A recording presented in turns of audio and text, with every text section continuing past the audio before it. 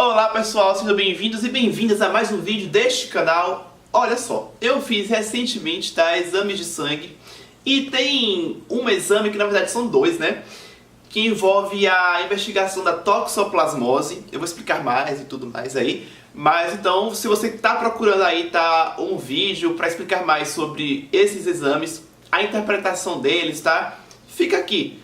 Eu sou nutricionista, meu nome é Henrique Lima, então assim, se você não me conhecia, vai se inscrevendo no canal, Aqui embaixo tem um botão vermelho escrito inscrever-se, é só clicar lá. Do lado tem o sininho também, que é bom você clicar, porque aí reforça a questão de você realmente receber um aviso quando eu postar algo novo, por aqui.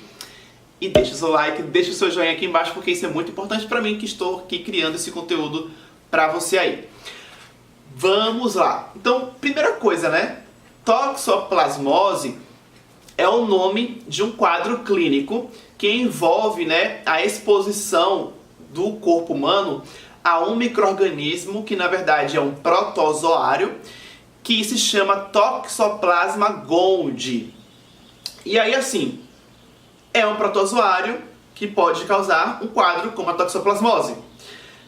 Em muitos casos, eu dei uma lida, gente, sobre o assunto, e teve um artigo que eu li que mencionou que 1/3 da população mundial já teve contato com toxoplasmose. Então assim, não é algo raro não, Porque às vezes, por se tratar de um nome que não é tão conhecido, as pessoas podem achar que é algo super diferente, assim, que nossa, será que é grave e tal? E na verdade, veja só, 1/3 da população mundial já teve ou tem, enfim, no seu corpo ali já algum tipo de memória em relação a esse protozoário, porque já foi exposto.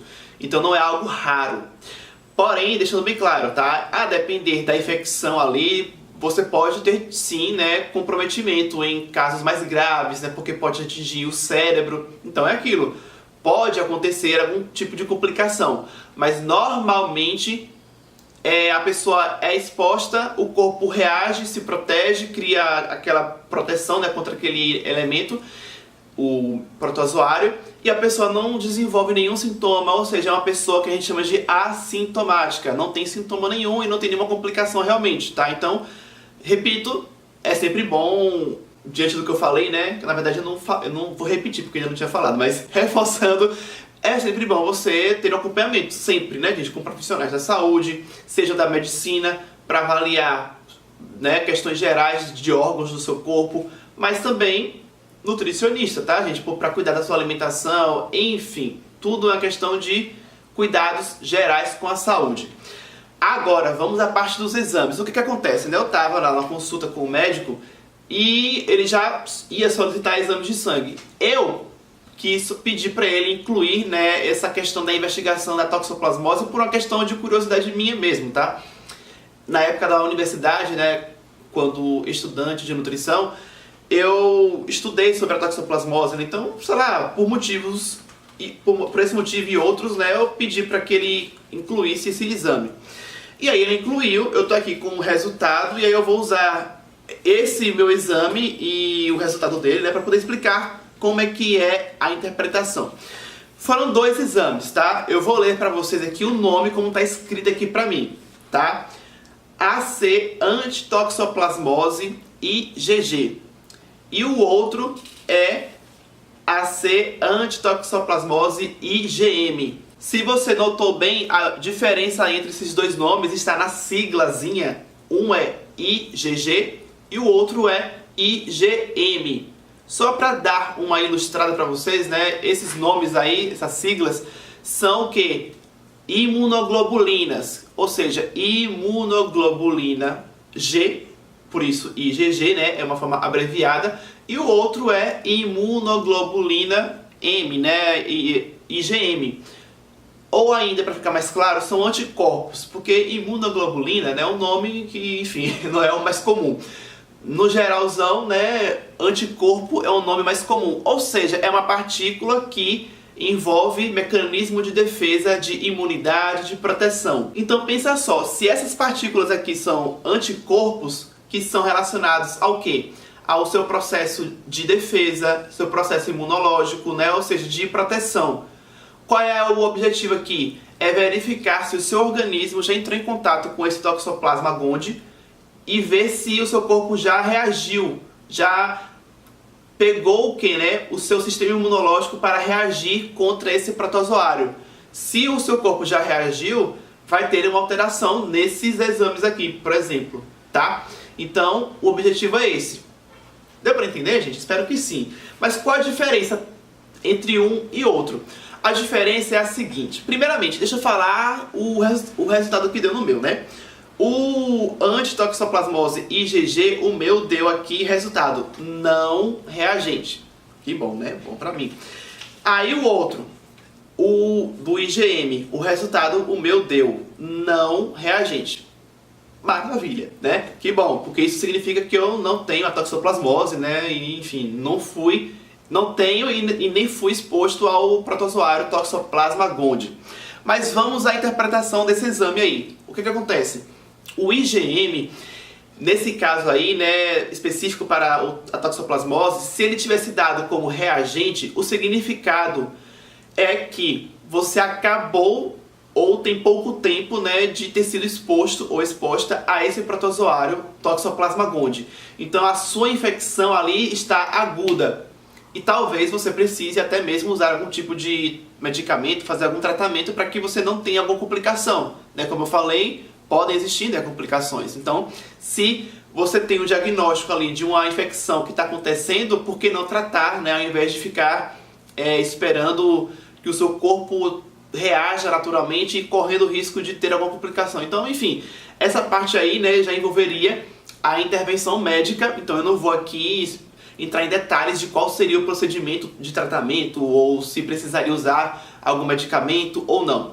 Mas voltando à parte da interpretação do exame, a interpretação é essa.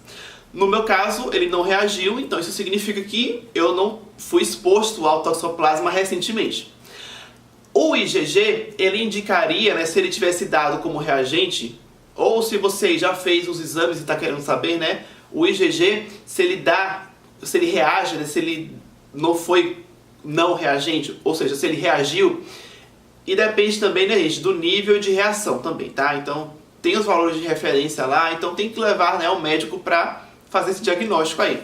Mas se ele reagiu ao ponto de ter sido positivo, digamos assim, o IgG, o significado é que você já foi exposto, né, o seu corpo já foi exposto a esse protozoário, só que já foi exposto há mais tempo, não foi algo recente, tá? Então você foi exposto há um tempo atrás e o seu corpo já reagiu, já criou, digamos, a proteção, né, a reação da imunidade necessária e o seu corpo já está ok em relação a isso. Você não está com aquela infecção ali, digamos, ativa, entende?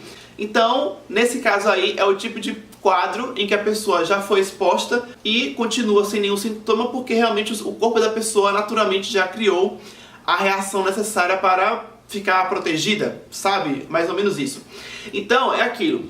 Essas noções que eu trouxe aqui são as noções gerais do que significa, né? E qual é a diferença entre o IgM e o IgG da toxoplasmose.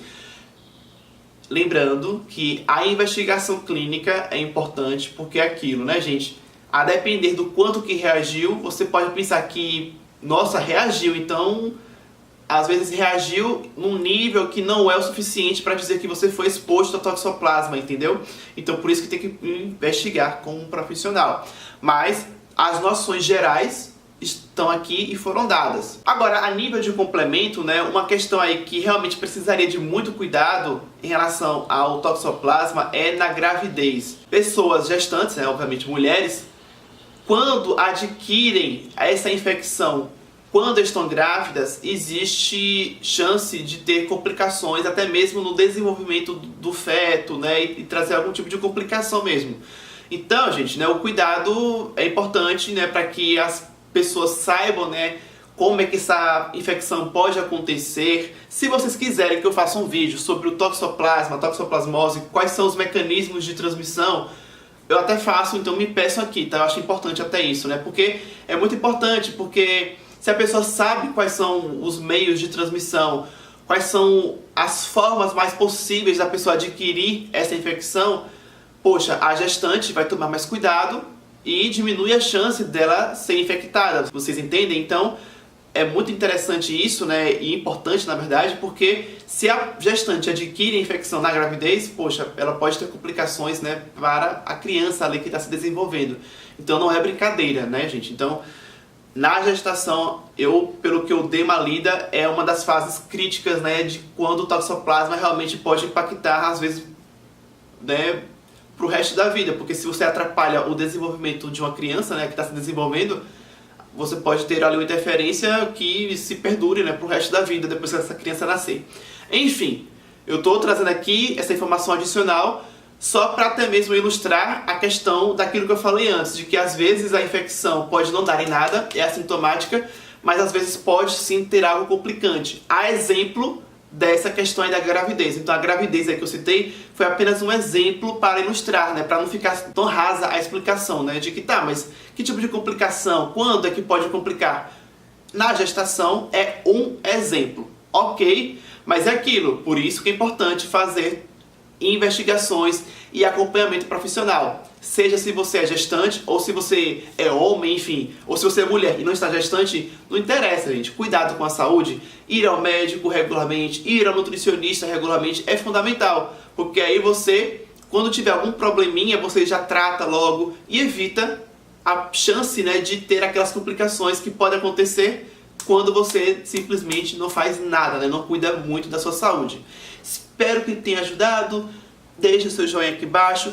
Nos comentários, me escreve, tá? Se você aí gostou das informações, se era o que você estava buscando, se eu consegui esclarecer aquilo que você tinha de dúvida, principalmente aí, né, sobre essa questão do IgG e do IgM da toxoplasmose, poxa, comenta que eu quero saber. E se você quiser fazer algum comentário adicional aí sobre o assunto, fique à vontade. Na tela eu deixo as minhas redes sociais, para quem quiser me acompanhar por lá, e eu peço que você compartilhe, tá, esse vídeo.